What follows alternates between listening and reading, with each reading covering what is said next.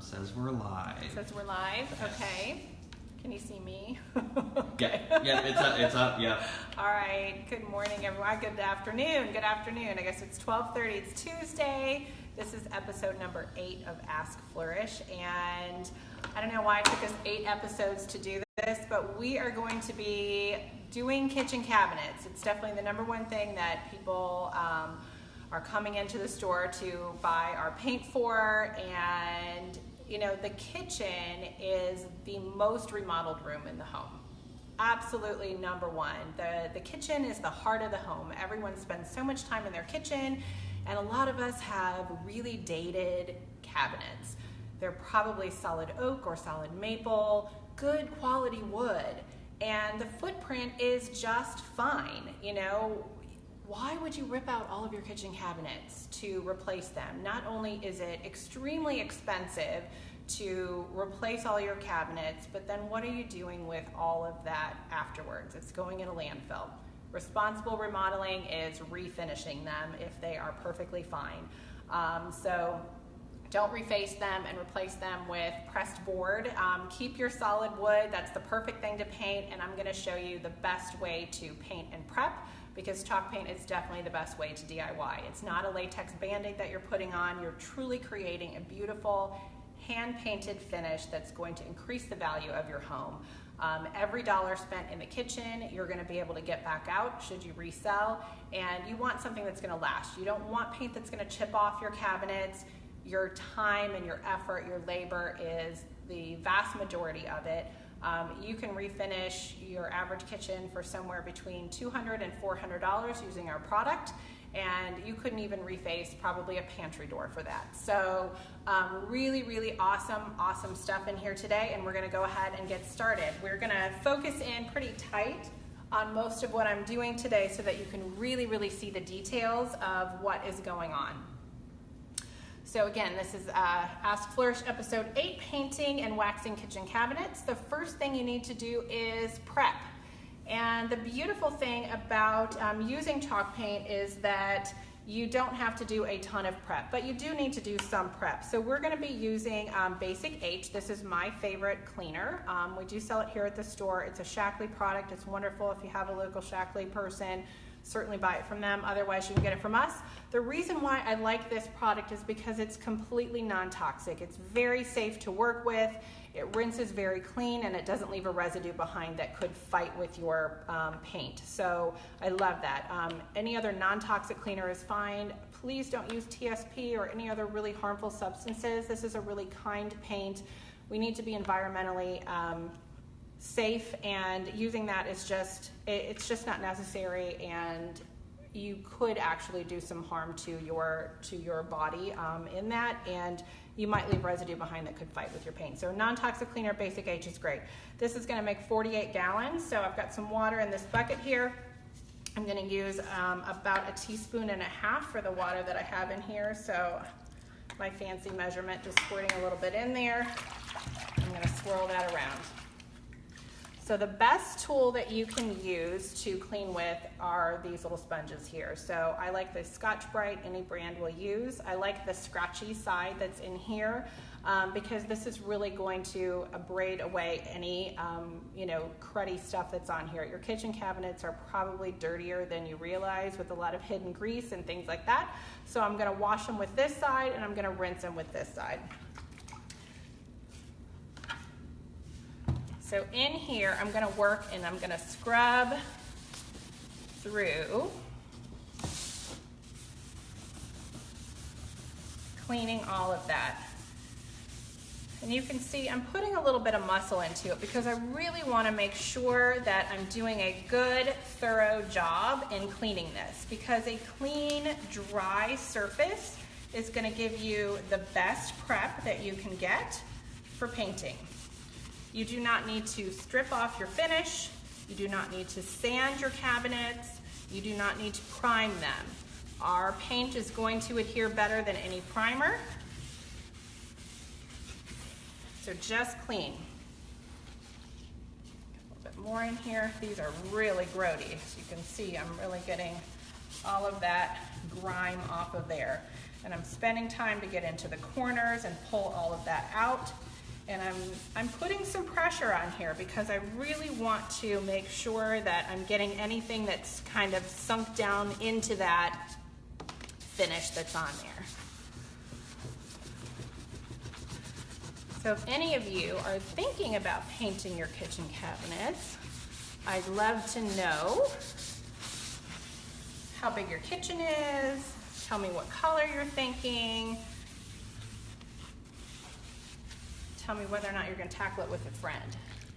Do it yourself. All right, I'm going to rinse this, take this side, and I'm just going to pull off. You can see they're very, very dirty, very dirty.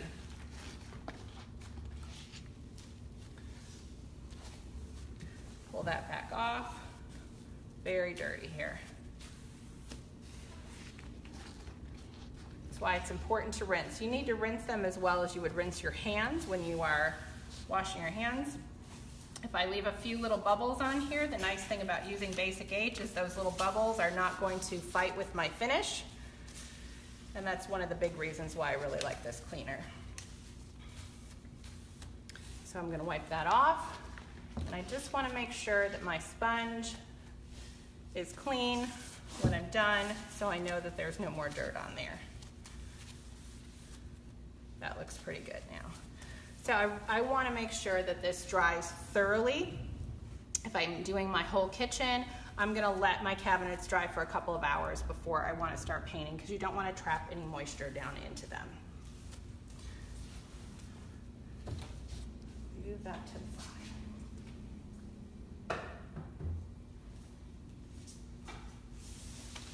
All right.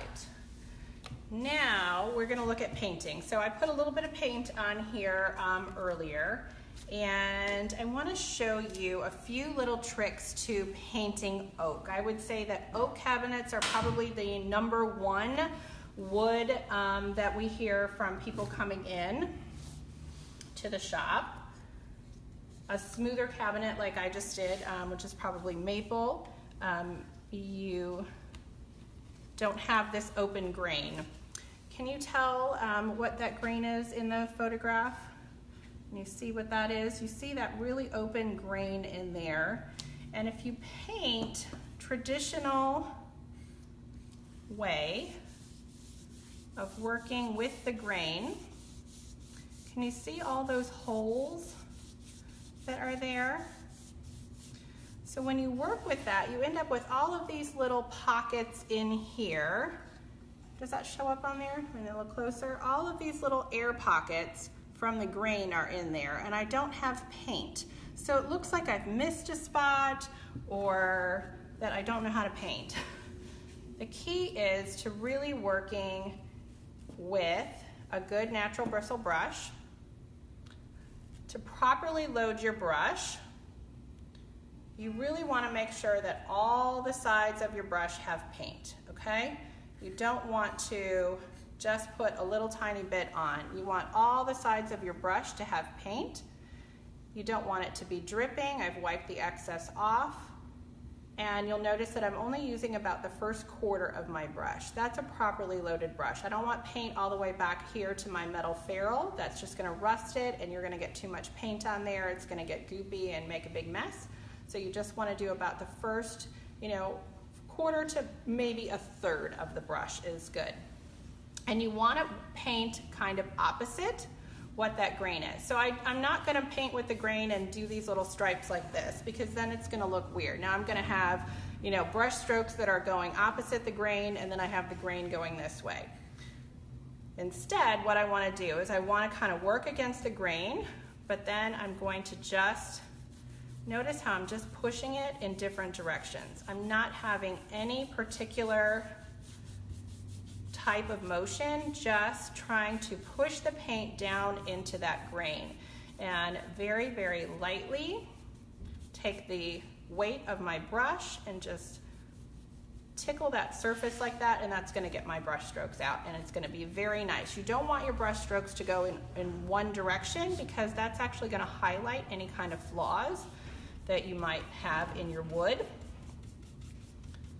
You really want to, so you notice I'm kind of working against the grain and then in any which direction, no particular direction at all. If you're excited about painting your cabinets, give me some likes on here. If you're thinking about doing it, if you like what we're doing here in our Ask Flourish videos, we'd like to hear from you, so we need some thumbs up. So notice, see, I'm just kind of letting the brush carry me along the surface. So that's a ton of paint right there. If I leave my paint on very heavy and I paint with a grain like I would with latex, you're gonna leave a lot of brush strokes on here, a lot of brush strokes, and you're gonna use a lot more paint than you need to. You don't wanna put your paint on thickly like that and brush with the grain. You really want to challenge that old notion when you're using this product and spread that paint out a lot further. Look how far I can spread that paint. I'm gonna pick that up and I'm going to finish painting all of this. I'm gonna pick up some more of that paint that's on there that's too much, and I'm gonna be able to finish painting the whole rest of this door with the amount of paint that's on there. I still have too much on there. Try to spread it out a little more.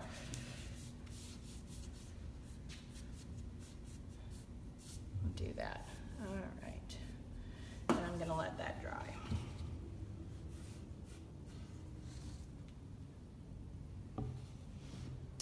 So when you are working with the paint, you can absolutely do a single coat if that's the look that you like.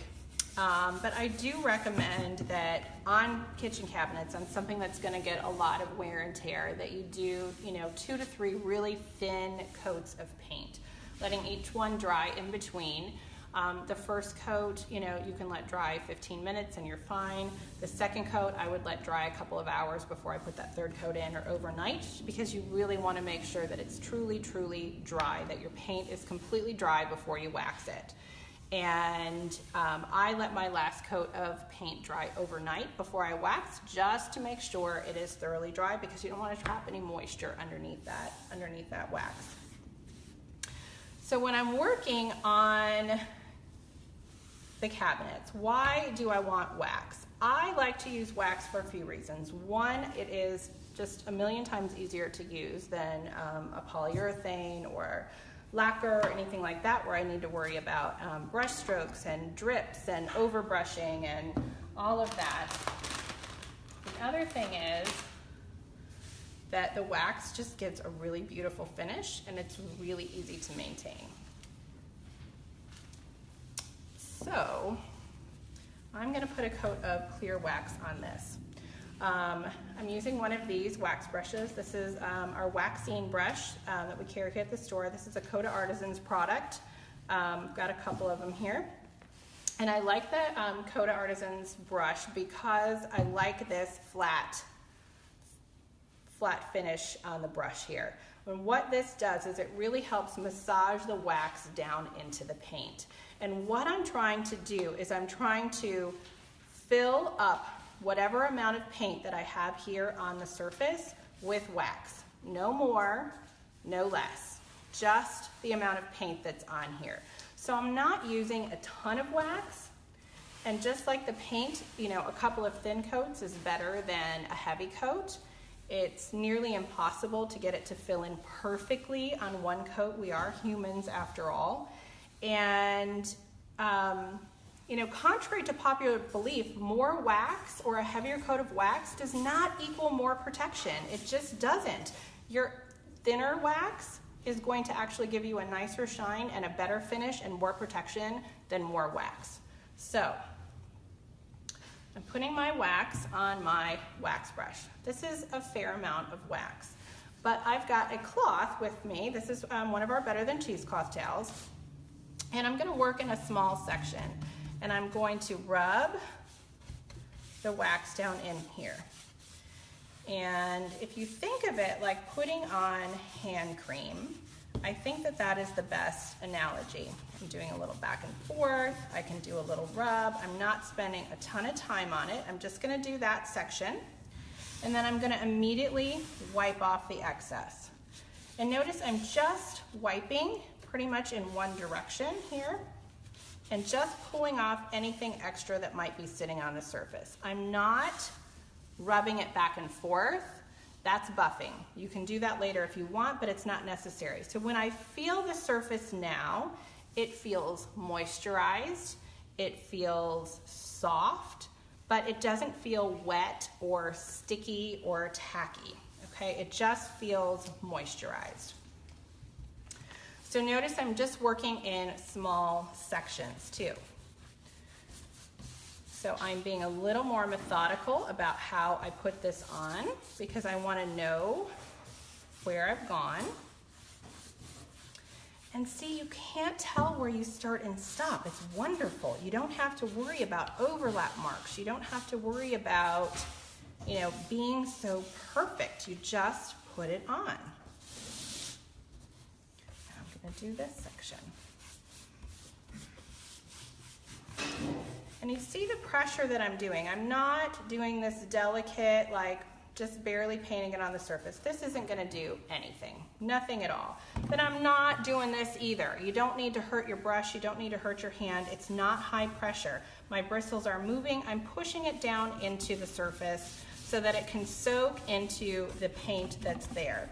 And if you think about it like putting on hand cream, the same pressure that you would use to rub in that hand cream is what you are doing. So, you know, I'm not doing this with my hand cream. It wouldn't do anything if I just barely touch on it, but I'm not, you know, breaking my knuckles off either.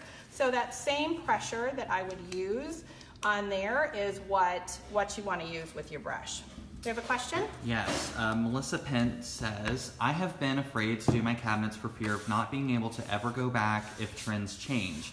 Is this technique hard to undo, or is it like any other painted piece in being able to use strippers? Oh, sure, absolutely. I mean, if you wanted to repaint it, as long as you use our brand of paint, you can absolutely paint over it and change the color. With the wax, you could certainly strip off the wax with like mineral spirits if you wanted to, and then repaint with another type of paint. Or you can use a stripper and take everything off and go back to stained wood. Absolutely, absolutely. So, you know, that's the great thing about paint. It's never to the point of no return. You can always change your mind and, you know, go back and do something. That's why you want to work on solid wood and not something like plastic or, you know, laminate or something like that that isn't going to last. If you're working over wood, there's no limit to how many times you can redo something. So, absolutely. So I don't know if this is going to show on the video, but I'm going to try to put on a little bit too much wax here, and so that you can kind of see.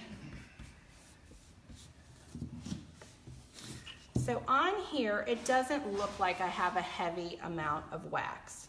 You can't really see that. Now, can you see my finger? Can you tell that on the video? How I'm just making like slimy marks in there. So it doesn't look like I have a lot on there, but I have a ton of wax on there. So I really want to make sure that I pull off that excess onto my cloth, turn my cloth, and wipe that back off so that when I do this, I'm not leaving those marks behind. It needs to be feeling dry. It just feels soft. It feels moisturized. And when I do cabinets, like I said, I like to go over and do 2 coats of wax, letting the first one dry at least an hour before I put the second one on. So I'm giving it time to settle in into the paint and dry. And then my second coat said, wait at least an hour, you're gonna get better results. It's gonna be a little easier to work with. Or you can wait overnight if you want. You can wait a few days if you're busy and you can't get back to it. That's perfectly fine also. And you're gonna put that second coat on the same way. Now you're not doing that second coat of wax to get a waxy buildup. You're not doing it to get added protection. You're only doing it to make sure that you have even coverage all over your piece and that you haven't missed a spot. So that second coat of wax is only gonna soak in where it needs to in your paint, and it's going to really glide across the surface and spread out that wax where you're already filled in. So again, think about that hand cream analogy. When you're rubbing in that hand cream, if you have too much hand cream on there, you can't just keep rubbing and have it go in. It's not going to soak into your skin. You only have so much skin there. So you end up kind of pushing it up your arm, or you ask a friend or somebody to take some of that hand cream for you, or you wipe it off with a towel. You have to do something with it. It's not going to keep soaking into that same spot. That's how your wax is working. That's why we have the towel. So I'm going to dip into my wax here again. And now this time I'm going to be able to go a lot further because I can feel this gliding along the surface a lot more. And I'm rubbing that in. Again, now I'm going to go back and I'm going to pull off that excess wax with my cloth. Wipe, wipe. That's it. You're not spending a ton of time. It's not this super difficult, long process of working. It just isn't. If it takes you half an hour to wax something, you are working way too hard. And I'm going to wipe off that excess. And I'm giving it a good pull. I'm putting a little bit into it. Again, I'm not, shaking. I'm not working that hard, but I'm not just touching it. I am wiping it off. Pulling it off and making sure that there's no extra on the surface.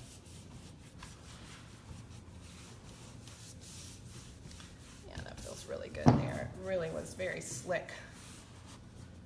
Again, I'm going to just wipe that off.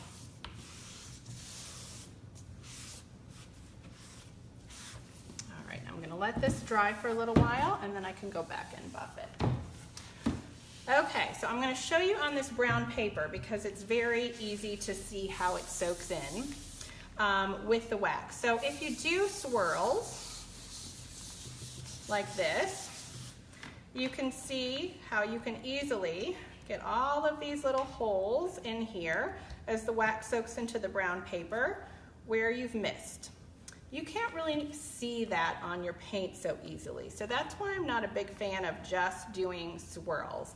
I like to be a little bit more methodical and kind of do one of these.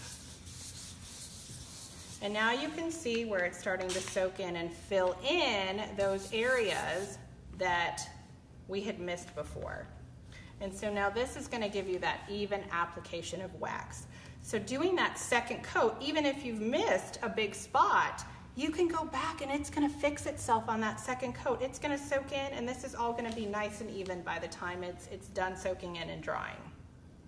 Pretty cool, right? So, what if you want to do some distressing?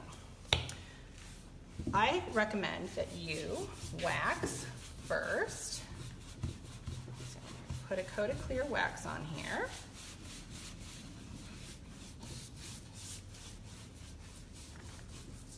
Again, wipe off my excess as I go. So the wax brush gets down into those corners really nice. Can you see that? How it just puts the wax down in there and pulls it right back out. I can really get it down into all of those edges so nicely. And it really does the work for you by really massaging it down into that surface. So you have the least amount of waste when you use a brush like this, because it's doing the work for you. It's rubbing it down in there, and I don't have something that's absorbing a lot of it. If I wax with my cloth is going to absorb about 30% of my wax. That's a lot of wax that's wasted. And it's hard to know what the cloth is absorbing and what the paint is absorbing. So using a brush just definitely makes faster work of it, easier to get in those edges and corners, and the least amount of waste. If you're working on a big project like your kitchen cabinets,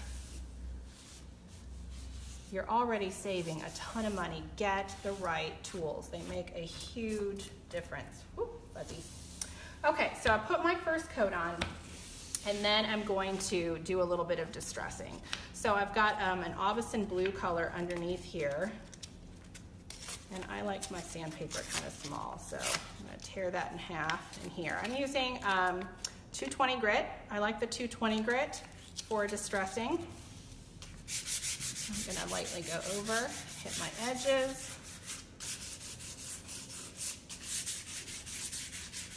I'm gonna be able to see a little bit of my original wood underneath here and a little bit of my Aubusson blue.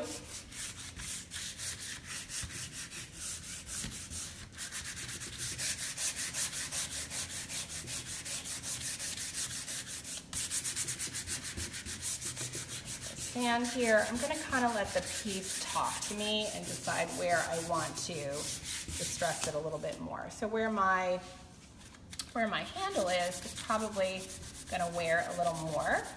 So I'm going to go in and hit that just a little bit harder. You can see where the wax is really starting to clog up my sandpaper, so that's why I like to use these little pieces all folded like that so that I can flip it. And then when I flip it, I can really hit it and get that color much more quickly. So I can kind of work on my corner a little bit more and get that to wear back. I'll flip it again if it starts to kind of clog up.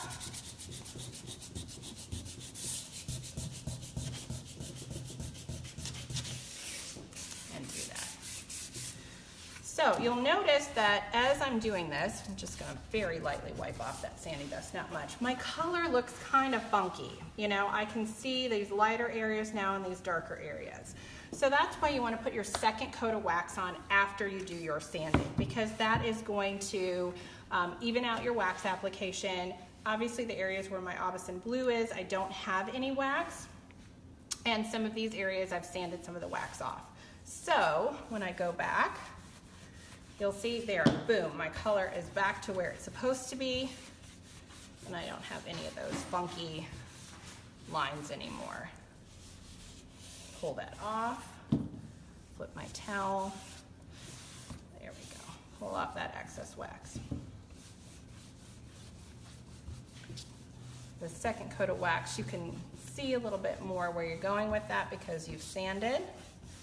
And you can see my wax goes a lot further on this coat because I'm almost fully absorbed into that first coat already. I'm just fine-tuning that. All right.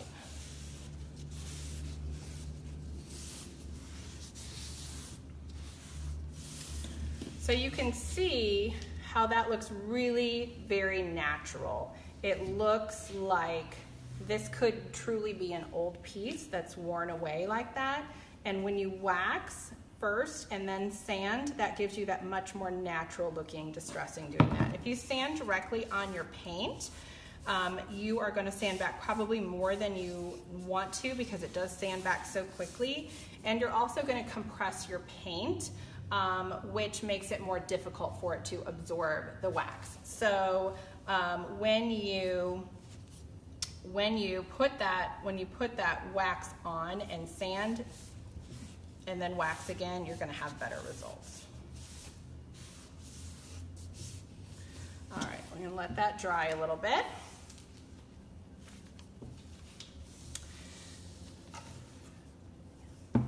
Okay, so here's my piece that has clear wax on it. I do want to show you a little bit of dark wax. I caution a little bit against using dark wax on your kitchen cabinets if it's something that you are going to use a lot. If you've got young children and you cook a lot in your kitchen, pull a little bit of that wax back out. The clear wax, you can't see where you start and stop. You can't see where you start and stop. You know, it is totally seamless. Your dark wax is going to be a little bit trickier. So if you need to touch up your cabinets for some reason or redo that, your dark wax is going to be a little more difficult to do. So if you are not in a high use kitchen, you can absolutely dark wax your whole cabinet. If you're in a high use kitchen, you're going to want to keep your dark wax just to, you know, in here where you're not going to get a lot of wear and tear. So my little pro tip for the dark wax, it's so dark, so dark. Oh, do we have a stir stick? I forgot to grab a stir stick. Is using just a little bit of mineral spirits. So the odorless mineral spirits I like to put just a little bit in my can, and I'll put it directly into my tin of wax because I always like my wax to be just a bit thinner. So I put that down into there, and I'm going to stir this, push it down in there. I don't know if you can see what I'm doing. Can you see what I'm doing? A little bit. Let me pin there. So I'm looking for a consistency that is like thick pudding. Okay, even though this is a soft wax and it's much softer than paste wax, my process is a little bit different for dark wax. Whether you use this dark brown or you use the black wax, you always want to do it over your clear because your clear is your seal coat. That's your need it, want it, love it. That gives you your protection, and the dark wax is just going to give you a patina. It's not changing the color, it's just aging it a little bit. Can you see that nice consistency now? Now it's just a little bit looser. This is perfect. It's a really thick pudding. Can you tell what that looks like? Just a nice thick pudding. It looks a little bit glossier. That's perfect. I don't want to diminish the wax by putting too much mineral spirits in there and just making it a big watery mixture because mineral spirits removes wax. If we have too much mineral spirits, we're going to take off this nice protective clear coat that we have. We don't want to do that. So just enough to get it this little bit glossier, little bit looser is absolutely perfect. Perfect, perfect. So you can absolutely, if you want to, go in with like a little artist brush and you can just hit the highlights if you just want to get that little bit in the edges. And just see how it just paints on really nicely when you have that little bit of mineral spirits in there. So I still want to work in sections and I still have to wipe off my excess. Your wax is never going to change the color of your paint. That's a mistake I see a lot of people wanting to do, is have it change the color. Wax still needs to be wiped off. You still need to keep it thin. So if I'm just working along those edges like that and I get a little bit of wax up here and I didn't want it and I only want it down there, here's the cool thing. I can go in with my clear wax and a towel because my towel is absorbent, and I can take that and I can wipe off that dark wax. And see how I pulled off the color, and now I've got this nice clean line where I don't have any dark wax here. You cannot do that with glaze. You cannot do that with stain. You cannot do that with polyurethane. So love that you can do that. I'm gonna pull off this little excess right here. Again, so I can really make it nice. And you see how I've just left it in the crevices there, and I've been able to pull it off that top. Really nice. I certainly can do the whole thing if I want to. If I'm going to do the whole thing, I'm going to use one of my Annie Sloan wax brushes. I really like these pointed ones for doing this. Because again, I'm not massaging this dark wax down into my surface. That's what this guy's for the clear. Now I want it to glide along the surface. I want it to be very slick, and I just want to paint it on. So I'm going to get in my corners and I'm going to glide along my surface like that. And then I'm going to take my towel, and I like to wipe with the grain on this one to just pull off that excess. So the other thing you can do too is, if you feel like this is too much, you can certainly mix some clear and some dark together, and you can, create a lighter mix so that you're just, giving it a little less patina, a little less age. Do that whole thing there. Cover that. Again, I'm going to go back. I'm going to wipe off my excess. And notice I'm turning my towel to make sure I'm pulling that off and that I'm not dragging more along there. I like that it can catch in that little bit of grain that's there in this oak and highlight that really pretty grain that was on there.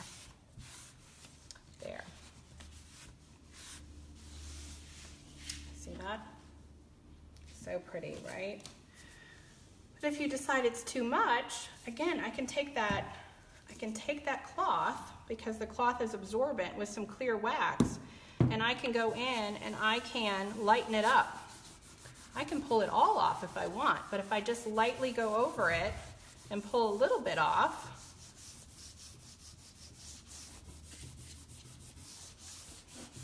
I can get that look where it's just a little bit aged, but my French linen color is still primary.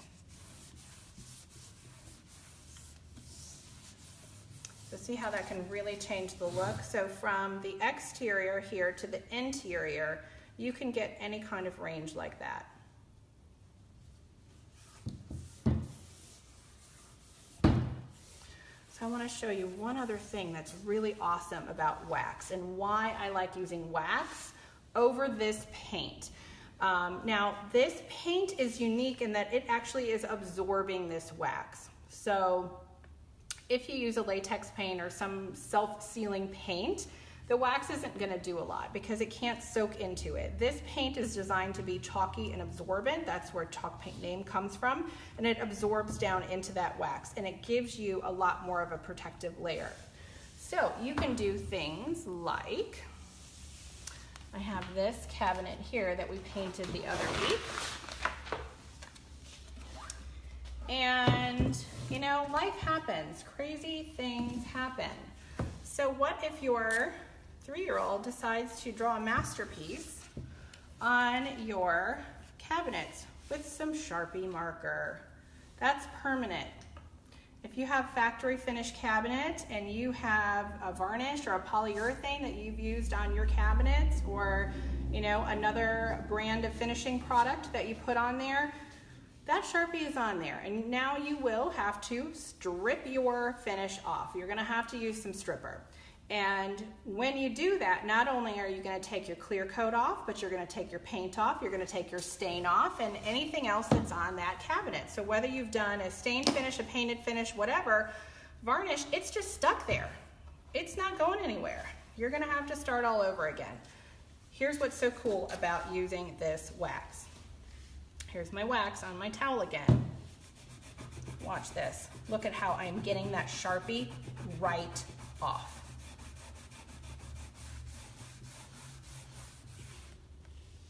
It's all on my towel. And this cabinet door was painted 3-4 weeks ago? Yep. Look at that. Gone. Absolutely gone. I just fixed that in what, 5 seconds? 5 seconds.